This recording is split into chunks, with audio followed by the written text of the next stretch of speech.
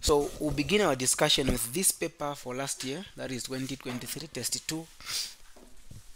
So where you have questions, you will be able to ask. So in this paper, I'll jump instead of me starting from question 1, because question 1 was under functions.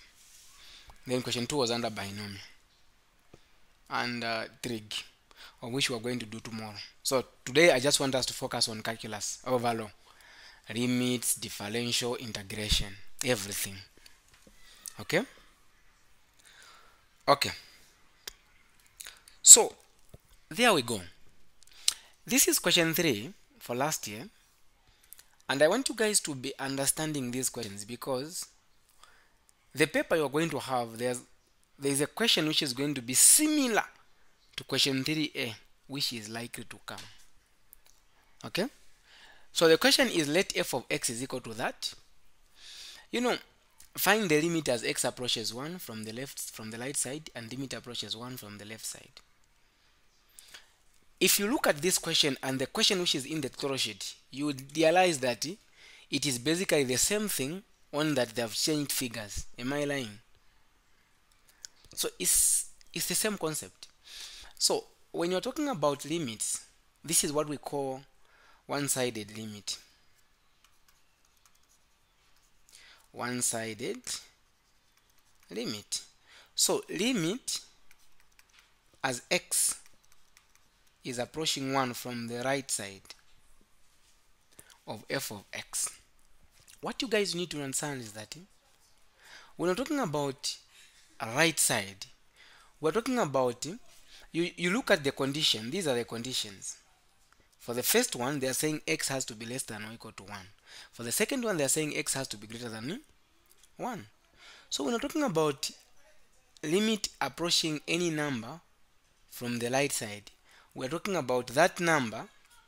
It should either be, x should be either greater than or equal to. So it can either be x is greater than or x is greater than or equal to. That's the function you are going to get.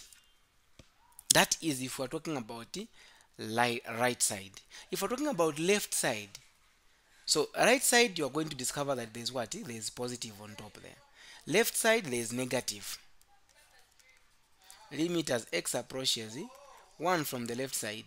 That would mean to say x, you get the function which is telling you that x is either less than or x is less than or equal to. That is for the right side, left side. As simple as that. Okay? So, based on this explanation which I've given you guys, the first one we want to find limit as x is approaching 1 from the right side. Which function are we going to get? Is it the first one or the second one?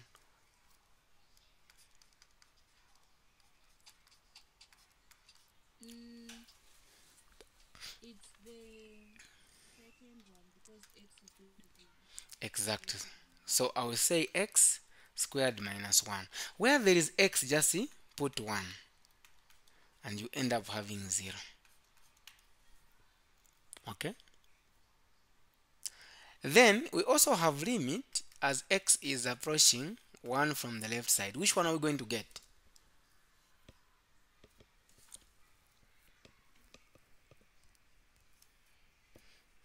The first one, 1.3. Okay. So I'll say 3x plus 2, which is going to be 3. I put 1 plus 2, and I'll end up having 5. When you're talking about one-sided limit, this is what you need to know. One-sided limit, for the limit to exist, the limit as x is approaching that number from the left side of f of x should be equal to limit as x is approaching that number from the right side of f of x. If this condition has been achieved, then we'll conclude to say the limit exists. So that's the basic idea behind one-sided limit. So as long as you find that the left side and the right side, they are the same, then you conclude that the limit exists. Okay, if they're not the same, then the limit doesn't exist. So I can ask you this, I can ask you this question, guys. Does the limit as x approaches 1 exist from this explanation which I've given you?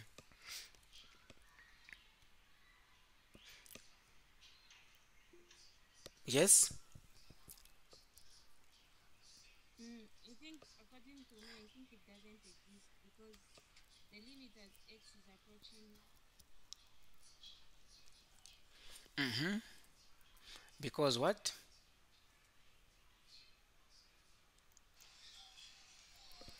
We're not getting you. Okay, anyone else who is going to give us the explanation?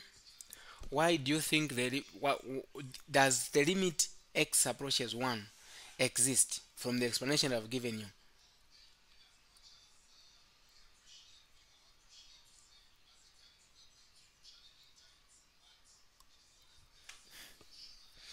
Guys, Nicholas, you can turn off your video.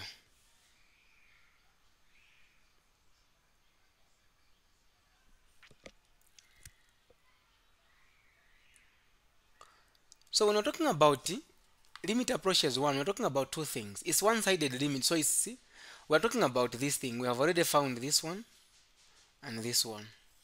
So this is 0 and this is 5. So the limit as x approaches 1 from the left side is not equal to the limit as x approaches 1 from the right side. Therefore, the limit doesn't exist. So the question is, part 2 is saying, does the limit exist as x approaches 1? No, the limit doesn't exist. Justify your answer. The limit doesn't exist because the limit as x approaches 1 from the left side is not equal to the limit as x approaches 1 from the right side. So that would be your justification now. So you say the limit doesn't exist because the limit as x is approaching 1 from the left side of f of x is not equal to limit x approaches 1 from the right side of f of x. As simple as that. Any question under one-sided limit?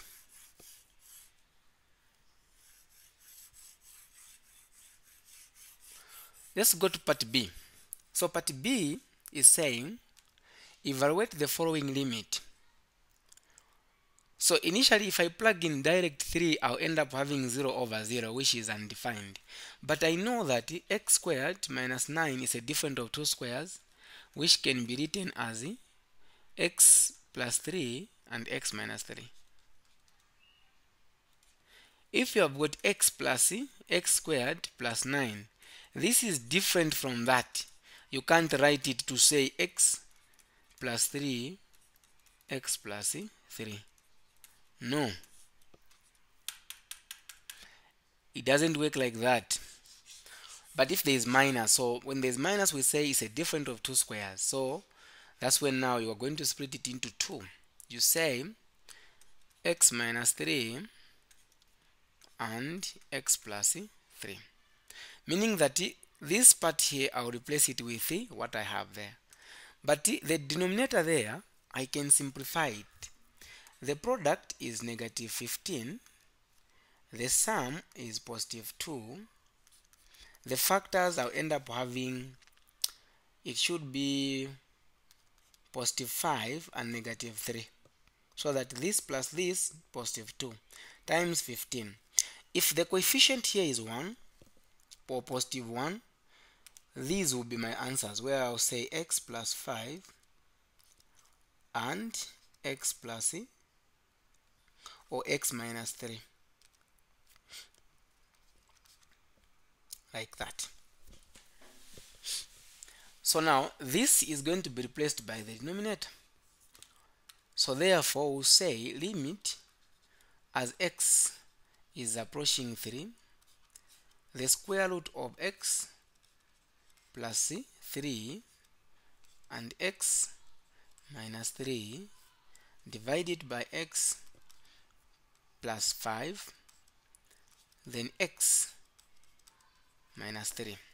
So x minus 3 and x minus 3 can go, and I'll end up having limit as x is approaching 3, the root of x plus 3, I divide this by x plus 5. When you reach at this point, if I plug in the values direct, I'm not going to get 0 over 0. Therefore, we'll say the square root of 3 plus 3 divided by 3 plus 5. We shall end up having 6 divided by 8. Then 2 into 6, 3. 2 into 8, 4. If you have this, it's basically the same as you have the square root of 3 divided by the square root of 4, of which we know the square root of 3 is just the square root of 3, since we are not using a calculator. The square root of 4 is 2. So that's my final answer, unless you have questions.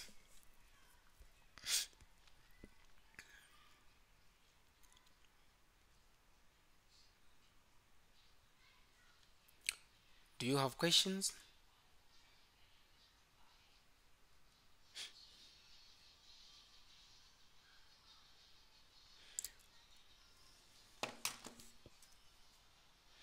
Guys, are you able to get me? Anyone to confirm if you're able to get me? Yes, you can. Okay, thank you. So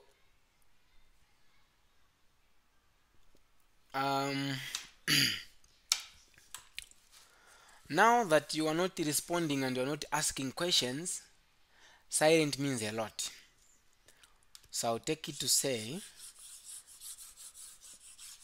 you have understood. So expect a question under limit and expect a question. So under limit, I want you to go and also look at these questions. Limit as x is approaching 3 of x to the power 3, let's put negative 3. Let's just put it like that. Let me put here, I'll put minus 27. I divide this by x minus 3. Okay. Another question I want you to go and look at it is limit as x is approaching negative 2 of x to the power 3 plus 8 divided by 2. Should I put 2 plus x? No. I'll put x plus 2, like that. I want you to go ahead and look at these questions. Okay, so let's go to the next question, which is still piecewise function. So the question is determine if g of x is continuous at x is equal to 5, given that we have that.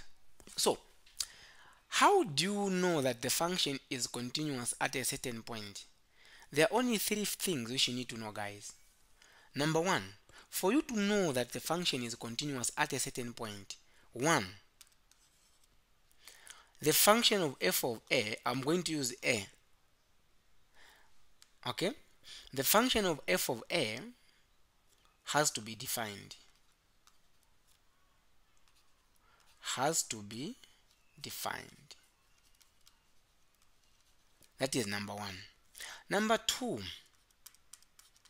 the function of limit as x is approaching a of f of x has to exist. What do we mean when we say it has to exist? Based on the first question I gave you, what does it mean when we're talking about the limit has to exist? Anyone who can help us? So when we're talking about anyone who can help us, when we're talking about the limit has to exist, what are we talking about? It means that when it's coming, when you're approaching a number from the left and from the right, the number that you get should be the same. Exact. Thank you. So this one has got two babies. So the first one, so its limit as x is approaching this number from the left side of f of x has to be equal to limit as x approaches that number from the right side of f of x. So if these two guys, if this condition has been achieved, then we are saying that the limit exists. Now, when you find that the answer here is 2, here the answer is 2. Also here where we're saying the function has to be defined, the answer is 2. The conclusion will be, that is now the conclusion, the third one, the third point. Since the limit as x is approaching a of f of x is equal to f of a, then my conclusion is that the function is continuous. The function is continuous at that point.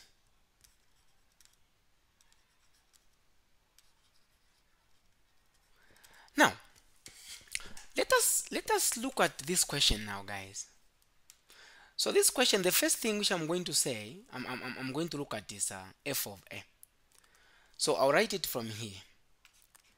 F of a, I'll write it from here. F of a, now a in this case we're talking about 5. So f of 5. Which function is it telling us that x is equal to 5? When x is equal to 5, what is the value of y? From the function here, which one? When x is as exactly as 5, what is the value of y? It's 2. So f of 5 is 2. I end there. Now, the moment you come up with this, for you to conclude that the function is going to be continuous, for this guy and for this one, I should be able to find 2. Now, the limit can exist, but sometimes it cannot be continuous at that point, but it exists. That would mean to say, this guy is going to be, this and this, they will be the same, but they will be different from this. Then, the limit exists, but it is not continuous at that point. Is it making sense there?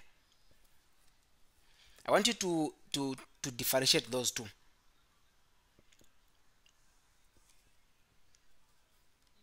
Okay. So now, the next thing I'm going to go to the limit as x approaches 5 from the left side. I'll say limit as x approaches 5 from the left side. Now, from the left side, now the first function here is telling us to say the modulus of x minus 5,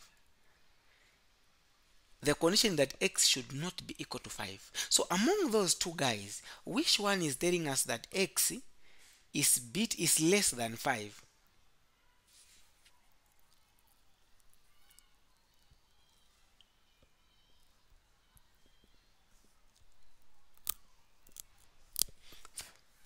You only have two functions there. I don't think you can be confused.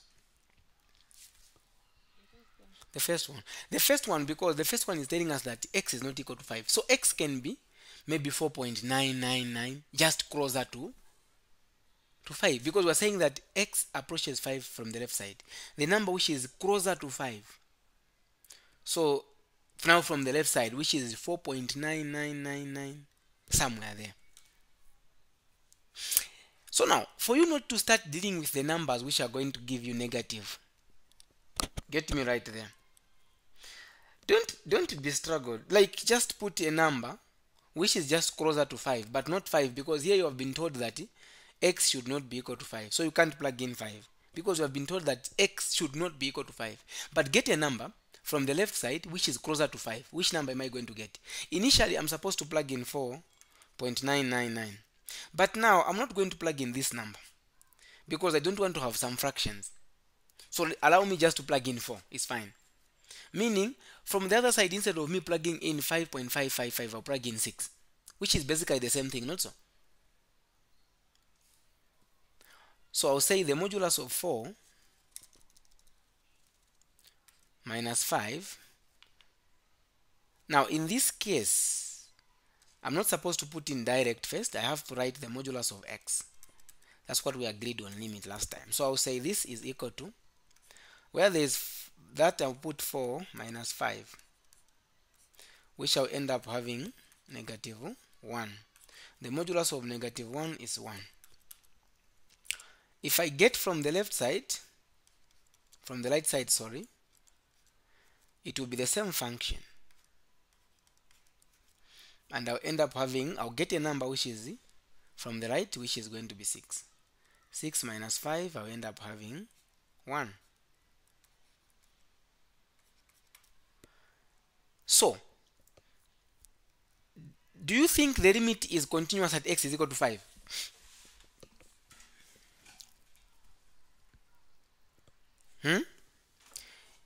Is the limit continuous at x is equal to 5? Why?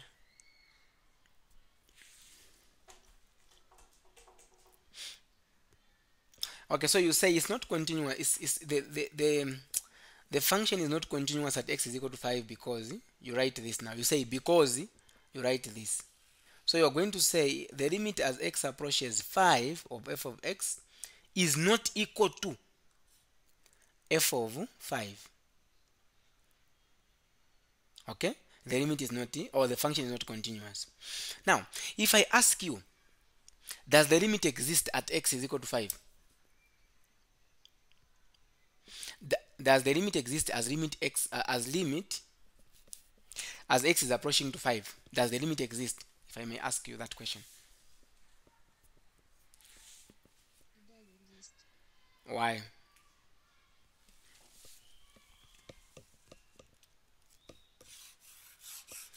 Why do you think the limit exists?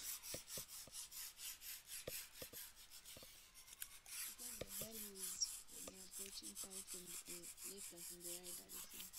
Perfect. So the limit does exist, but it's not continuous at equal to 5. Okay. Let's go to this other one. We are differentiating now using the first principle. Now the first principle, whether you like it or not, is coming. That's what you should know. The first principle is something which is very simple, but I always encourage people to differentiate this using the normal way, and then you just come and prove using the first principle. Now, in most cases, you tend to say we don't have enough time when you're writing exam or test. But if you are sharp, because me I can use chain rule to differentiate this one in 30 seconds. Then I'll be able to be following. I'll know that I'm supposed to reach at this point. Okay. So if I use chain rule, I know that that is the same as 1 over x plus 2 raised to the power half. If I'm to remove the 1 on top, it's going to be x plus 2 raised to the power negative half. Using chain rule, I'll drop the power, which will be half. I keep this constant. Then the power reduces by 1. Half minus 1 is negative 3 over 2. Of which, if I shift negative 1 to go on top, I'll have 1. Then 2, meaning the negative has gone. I'll have now 3 over 2. So 3 over 2 is basically the same as 2 the root of x plus 2 now to the power 3. So this is the answer I'm supposed to find. Or if you want, you can put this one inside here. So when I use this formula, I'm supposed to find this answer. So it will be easy for me now. This will be my guide. So you are even blown because you didn't understand chain rule. Okay. Let's go ahead and use first principle. F of x is equal to limit as h is approaching 0 of f of x plus h minus. I'm just writing formula. Don't be confused. Let's plug in the values. So that will be limit as h approaches 0. F of x, meaning where there is, I'll just put this. Where there is x, put x plus h. Minus. This one,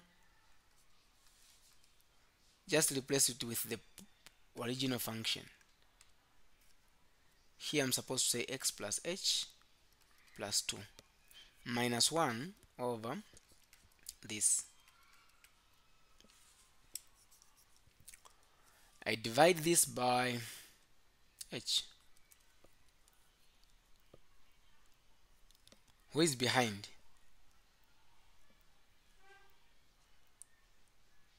No one. When you reach at this point, I don't want you to start now wasting time where you start now simplifying this on top the way it is alone. No, that's wasting time.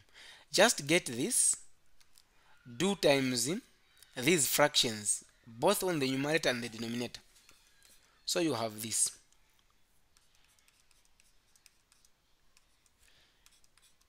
times x plus h. Even here on the denominator where there is h, you have the same thing.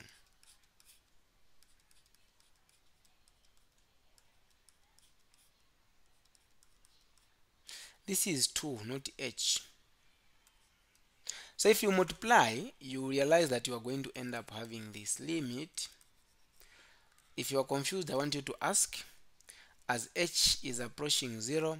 So when you do time this times everything, these two cancel out, you end up having x plus 2. So you have this on top. Then minus, if you multiply this by everything, these they'll cancel, you end up having minus root of x plus h plus 2. Then you divide it by h, open brackets, x plus h plus 2, then x plus 2, like that. Who is behind?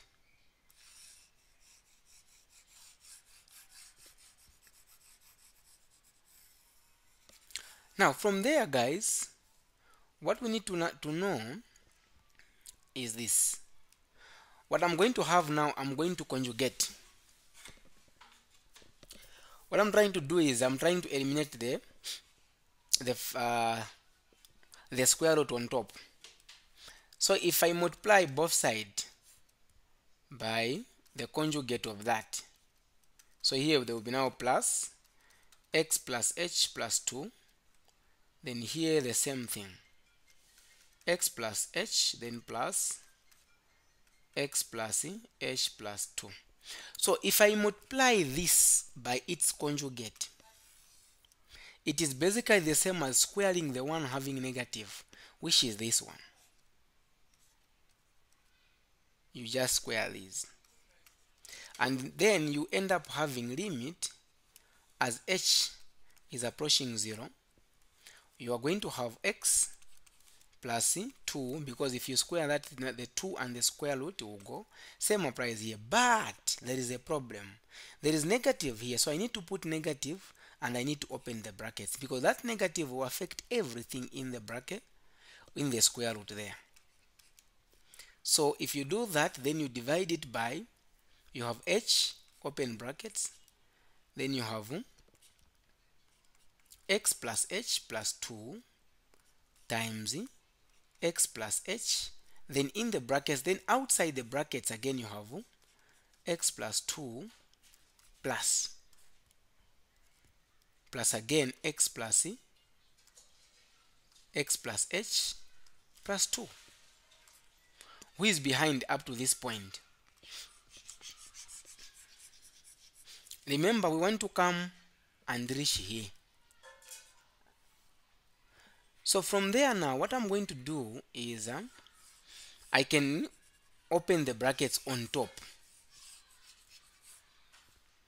So if I open the brackets on top, I'll end up having limit as h is approaching 0 of x plus 2 minus x minus h minus 2. I divide this by h, open brackets, x plus h plus 2 x plus h in the brackets, then outside the brackets we have x plus 2, then plus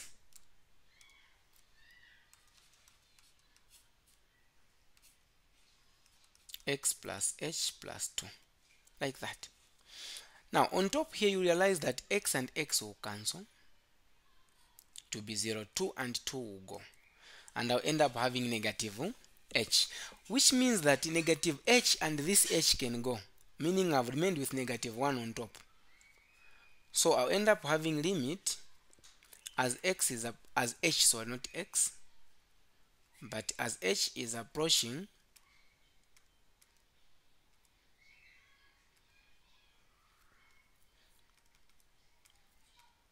I need to write h here, as h is approaching 0 of negative 1 divided by everything on the denominator, x plus h plus 2 multiplied by x plus h. When I do this, put these in brackets. Outside here, don't forget, we have x plus 2 plus we have x plus h plus 2. When you reach at this point, guys, don't forget, when you reach at this point, don't forget what you are going to do is just plug in now h, because you don't have, when you plug in h, you're not going to get 0 over 0. So plug in h. When you want to plug in h, that's when you are going to say equal to negative 1 on top. So if you are plugging in h to be 0, meaning this part here will be 0. Let me use it. This part here will be 0. This was 2, although you are not reminding me. This part here will be 0. So what I'm going to remain with down is just basically the square root of x plus 2 multiplied by x plus 2. Then outside there is x plus 2 plus the square root of x plus 2, of which this is plus, so we can add these two.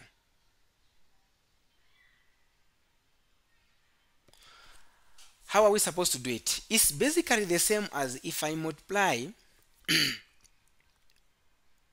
this was supposed to be in the brackets anyway.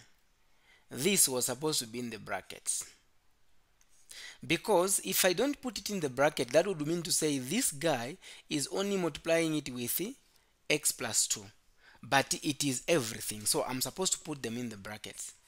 Don't forget that part.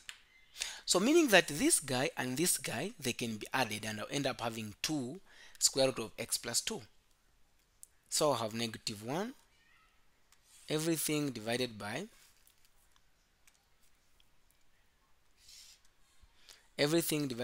x plus 2 multiplied by, now in this case, if these two guys, let's not complicate things. I've got two things here. Now I'm not going to say the square root of this and that is going to give me x plus 2 only. No, when we're dealing with first principle, I'll just say it is the square root of x plus 2, then I will square it. I'll just put 2 here. Then this multiplied by is going to be 2 now, the root of x plus 2, like that.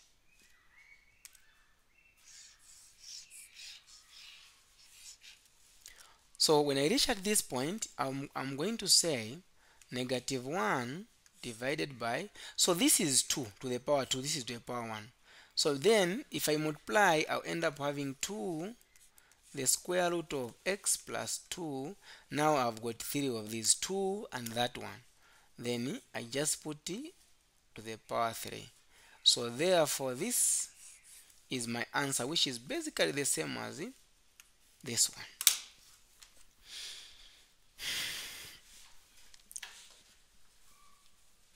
Any question?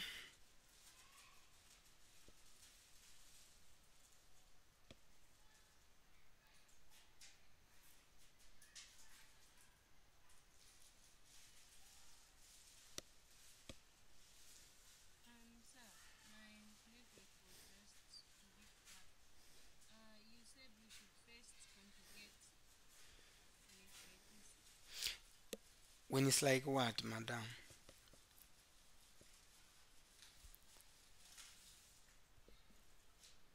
I'm saying my network like it's been tripping. I was saying we are using first principle method. Huh? Yeah.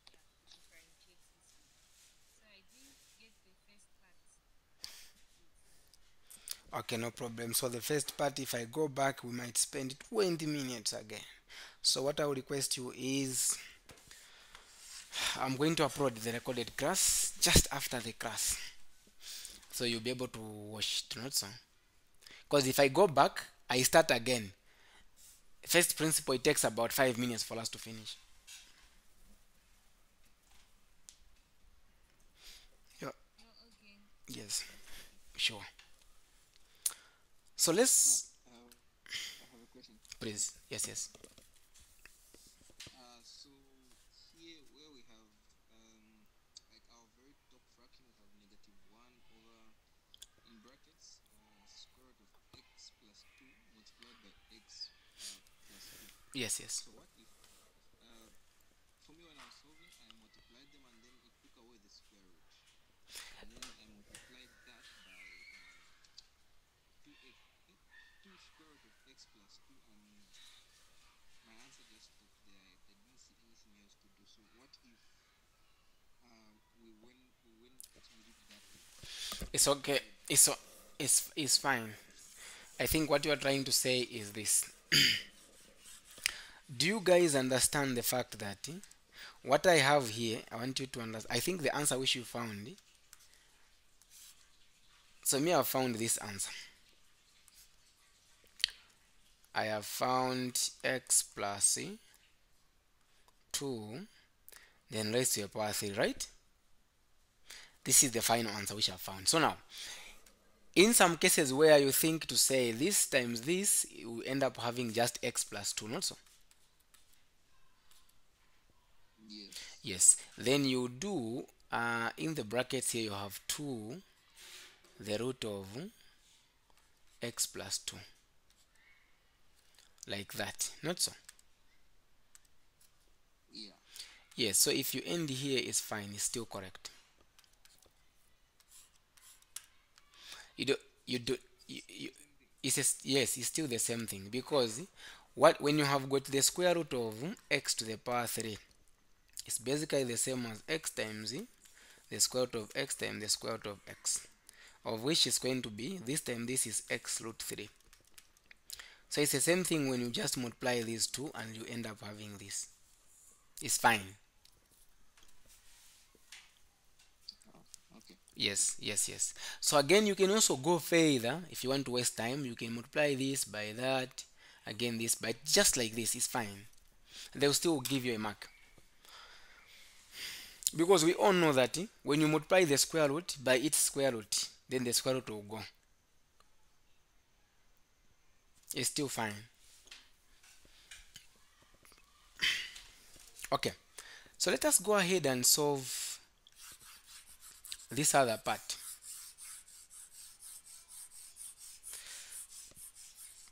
This other part is talking about what now? We are integrating or we are differentiating. They're saying find dy over dx if you have got x y to the power 3 plus y to the power 2 plus y is equal to 0. So differentiate the first one. What method are we going to use to first differentiate this first one? Product rule. Simplicity. Okay, another person is saying simplicity. Okay, we use product rule since we have got two functions. So you say let u be equal to x and the u prime will be equal to 1. Let v be equal to y to the power 3 and v prime will be equal to 3y. But this is implicit differentiation. So when you're differentiating where there is y, you do times the y over the x. So the formula is, if you have got f of x, u and v, the formula is f of prime, which is dy over the x, is u prime v plus u v prime. So allow me to find the answer here. I'll just come and plug in the values there. So I'll say, what is my u? My u is 1. It's basically the same as just leaving 1. 1 will not affect anything. What is, oh sorry, my u prime is 1. 1 will not affect anything. What is my v? My v is y to the power 3 plus. What is my u? X. then what is my v prime? Is 3y, which is the same as I can write 3 outside, then I write y here, then dy over dx. Who is behind here? So I have to replace this guy with what I have there on that part.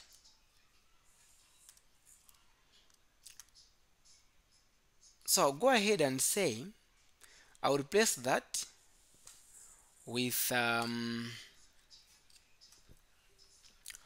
I'll replace that with y to the power 3 plus 3xy dy over dx. Okay, then I'll say plus, what is the derivative of 2y or y squared? Is just 2y times dy over dx. The derivative of y is 1, so 1 times dy over dx is equal to 0. The derivative of 0 is 0. Shift everything which doesn't have dy over dx to the right hand side, so you end up having 3x y. This y has to the power 2, right? You didn't remind me anyway. This one, guys, because when you differentiate it, we are going to you drop the power, you reduce the power by 1. So here I'm supposed to have 2. So this is 2 dy over dx plus 2y dy over dx plus dy over dx. This should be equal to negative y to the power 3. This one now, I've shifted that guy to the other side. Now, you are supposed to make dy over dx as a subject of formula. So I'll factor out dy over dx. So you have 3x y squared plus 2y then plus 1. I have factored out dy over dx here, so I will remain with just 1 is equal to negative y to the power 3. So if you divide both sides by this guy, even here by that guy, the final answer you find, it will be this one. Negative y to the power 3, everything divided by 3x to the power 3xy. Now y is to the power 2, not 3.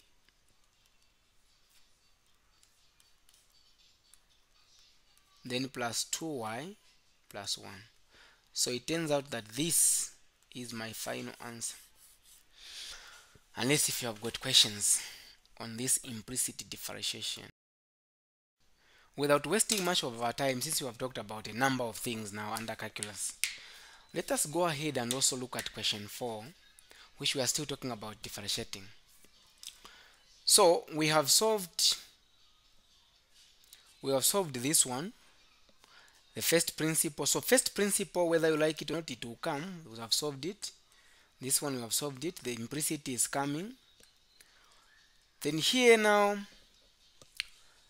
the limit will also, the one which is going to be more like this one, it's always there. That's what you should know. Then the limits, even you need to look at the limit as x approaches infinity. It will also, you are supposed, that question says, I'm expecting it. It's supposed to come. Limit as x approaches 0, just a bit. Look at it. Since we do both left side and right side, that one. So now let's go ahead and finish looking at this paper. So we go and solve now question 4, which is the last question. So differentiate the following function with respect to x.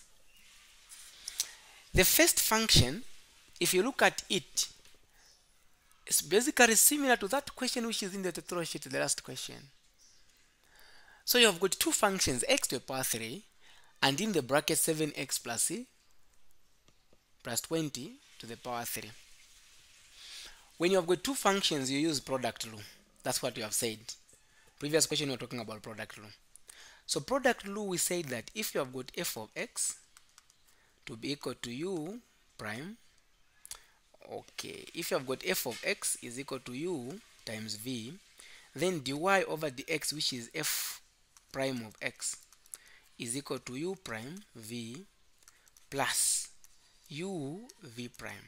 So now you have to let u to be equal to x to the power 3, meaning your u prime is 3x squared. Then you have to let v to be equal to 7x plus 20 to the power 3, meaning your v prime.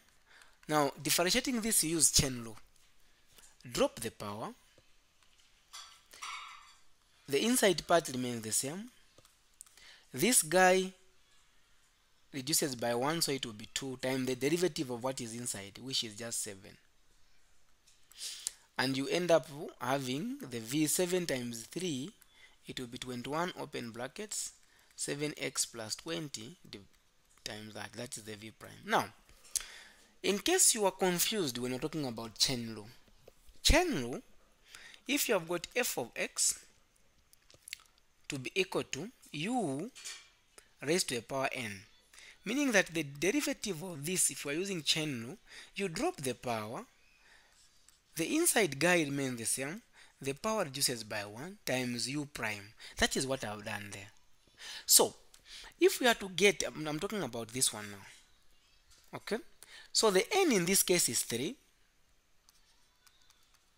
The n minus 1 in that case, if I do n minus 1, is basically 2, because n is 3, so 3 minus 1 is 2. What is u prime? U prime is basically 7. So if you just plug in the values, you end up having this. That's chain law. Now let us go ahead and plug in the values we see. Okay, so we are saying that f of prime, we have got u prime. So what is my u prime? My u prime is 3x to the power 2. What is my v? My v is 7x plus 20 raised to the power 3 plus, what is my u? My u is x to the power 3. What is my v prime? My v prime is 21 open brackets 7x plus 20 raised to the power 2. Stop wasting time and assume that, and stop assuming to say these questions are hard. You can end here. No one is going to penalize you. So this 21 just should be here. Then you say to the power 3, then 7x plus 20 raised to the power 3. That's the answer. Stop wasting time starting now multiplying by what is inside. This is supposed to be 2.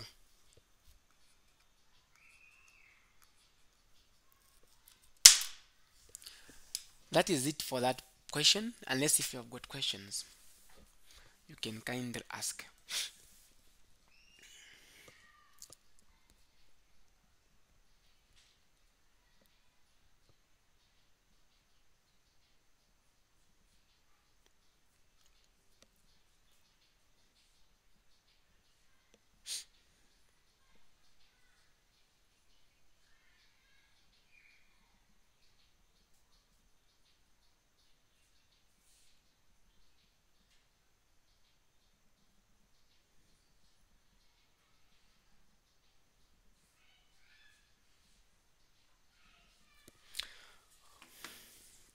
Are you guys still here?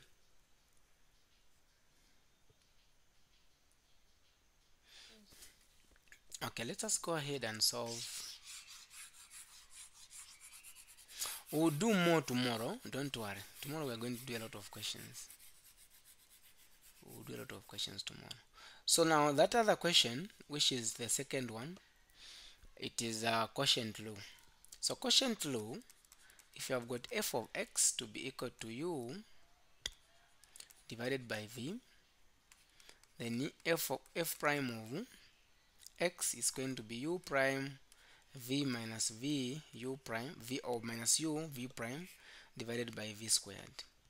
So in that case, we already know that our u is what is on top there, and our u prime is 5x to the power 4 minus 1. Our v is basically x to the power 3 plus 7. Our v prime is 3x to the power 2. So if we are to plug in the values, what is my u prime? My u prime is 5x to the power 4 minus 1. I put them in brackets. What is my v? My v is also x to the power 3 plus 7. Put them in brackets minus. What is u? U is x squared minus x plus 2. I don't have enough space. I'll shift this one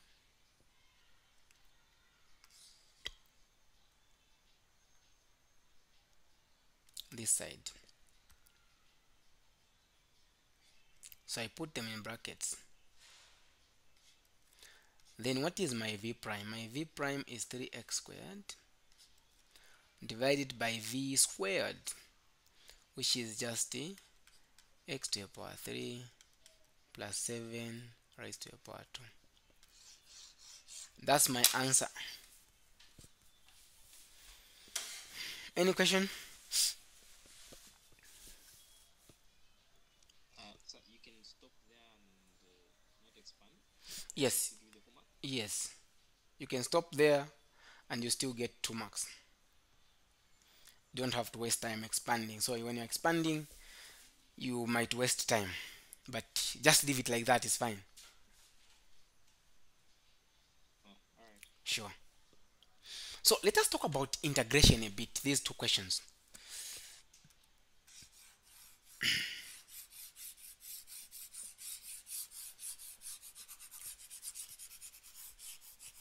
So I want you guys to take time and follow those questions which we solved from the tutorial sheet, especially under integration.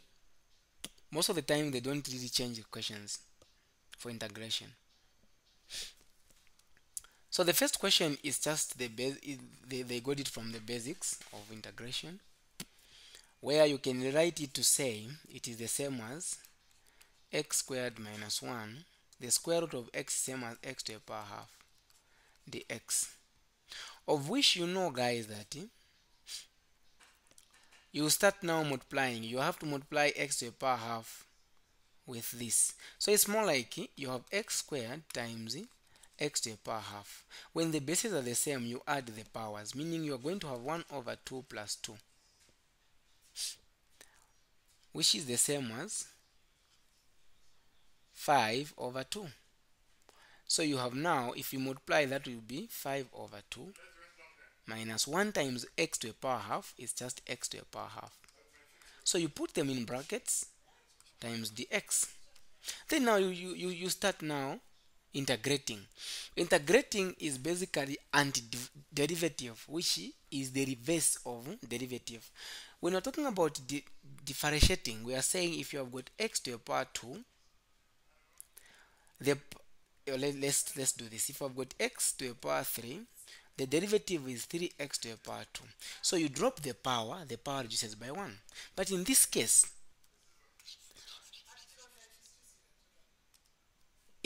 when you are integrating maybe x to the power 2 dx, the power increases by 1, then you divide it by the power. So in this case, it's going to be x to the power 2 plus 1, then you divide it by again 2 plus 1, which is going to be x to the power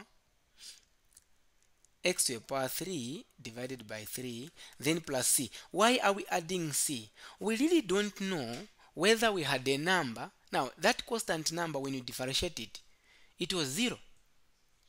So we can't leave it. That's why when you are differentiating, you are supposed to add c. So it's basically the same as what I have here. So here now, when I want to remove the integral, meaning it is x, then 5 over 2 plus 1, I divide it with the same thing, 5 over 2 plus 1, then minus, it will be x to the power negative 1. Why is this negative, guys? It's not supposed to be negative. It's just half, right? It's just half because it's the square root. So it will be 1 over 2 plus 1, then you divide it by 1 over 2 plus 1, then plus c. Now just simplify this. What is 5 over 2 plus 1. 5 over 2 plus 1 is the same as 5 over 2 plus 2 over 2, because 2 over 2 is 1. If the denominators are the same, you add the numerator. So you have 6, or you have 7, sorry, divided by 2. Meaning it is x to the power 7 over x to the power 7 over 2. You divide it by, now when you are dividing, it's basically the same as, don't waste time, it's the same as, instead of you dividing here, since you have got a fraction, when you have got a fraction, it's the same as doing times the reciprocal of this, of what you have here. But if you are failing to do that, just do direct, divide it by 7 over 2. But here I'll just say times the reciprocal, which is 2 over 7, minus, if I add these two guys, I'll end up having x to the power 3 over 2 times the reciprocal of 3 over 2 is 2 over 3, then plus c. So my final answer in this case will be 2 over 7 x to the power 7 over 2 minus 2 over 3, then x to the power 3 over 2 plus c. If you want, you can end there. That's the final answer. But if you want, you can go further and say, when we're talking about 7 over 2, it says it's basically the same as the square root, but you are going to raise to the power 7. So you have 2 over 7 times the square root of x, now raised to the power 7, minus, then here you end up having 2 over 3 the square root of x raised to the power 3 plus c. If you want, again, you can end there. But even if you end here, it's basically the same thing. You end up getting the same marks. Any questions so far, guys?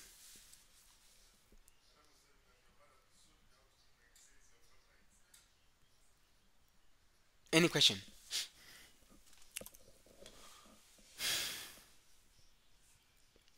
Any question? We do the last one. We do the last one.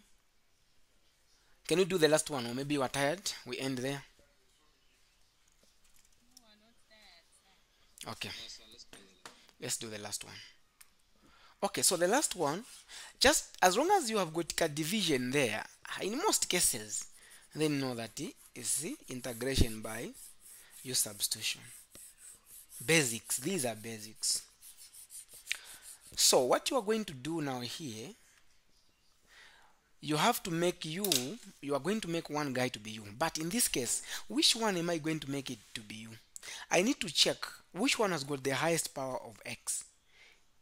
It is basically 1 plus 5x squared. So it's the one I'm going to make it u. Okay? So I'll say let u be equal to, I'll just get what is in the square root, which is 1 plus 5x squared. So what is u prime? U prime is 10x times dx.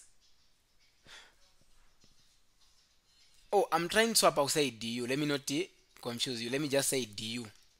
So what is my du? My du is now 10x times dx.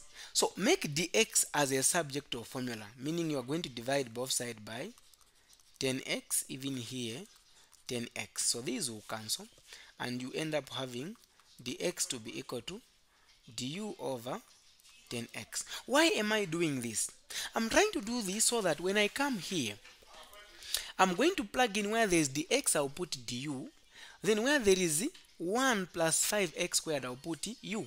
Because I need to come up with du, because I've computed something to be u in the function. Okay, so there we go. So we'll say the integral of x divided by, now this will be the square root of u, because inside the square root of side it's going to be u. Where there is dx, let's put du over dx. So it will be du over 10x. When we reach at this point, we are trying to eliminate now. We are going to integrate in terms of u and not x. So I need to find a way on how I'm going to cancel x. Now x and x can go. So I'll end up having the integral of 1 on top divided by the square root of u times du over 10. You know, when we're talking about du over 10, it's basically the same as the integral of 1 over 10. Here I can put it here, then again times 1 over the square root of u, then du. So the constant, just remove it, put it outside. So it will be 1 over 10, the integral of 1 over the square root of u, then du. Now I only have du there inside and u. Now I can integrate. Okay, so what I'm going to do here now is I'm going to make this 1 over the square root of u to now I'm trying to remove the square root. So when I remove the square root, what I'm going to do here is this. I'll just say 1 over 10 is here, the integral of, then here I'm going to say 1 over u to the power half. But when I'm trying to remove 1, remember, if I go back to what we've been doing, it's going to be u to the power half, negative half, meaning 1 has gone. So I have 1 over 10, then u raised to the power negative half, meaning this 1 has gone. Now I can integrate. So let's not forget that we have got du. Keep on bringing du because we're trying to integrate using u. So 1 divided by 10. Now I'll integrate times. I'll say times. So it will be u, then 1 over 2 plus the power is increasing by 1. You divide it with the same thing. So you divide it with 1 over 2 plus 1, of which you don't forget to put c, the constant. For what is 1 plus that? It should be 1 over 2. So we end up having